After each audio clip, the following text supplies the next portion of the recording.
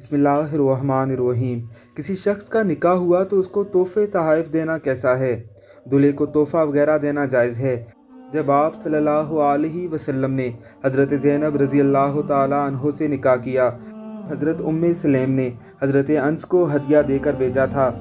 लिहाजा शादी के मौके पर दुल्हा को अपनी इस्तात के मुताबिक तकल्लुफ़ के बगैर खुशी से तोहफ़ा देना जायज़ है।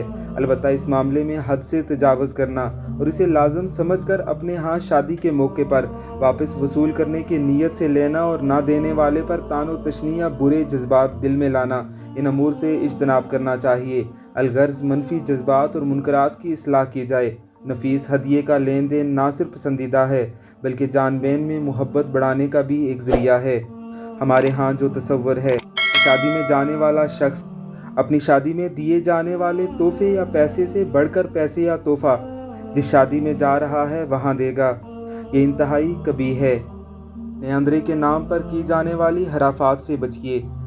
अपनी इस्तात के मुताबिक तोहफे तोहफ़ का तबादला कीजिए। अल्लाह हमें सुन्नतों पर चलने की तौफीक अता फरमाए। आमीन सुम आमीन।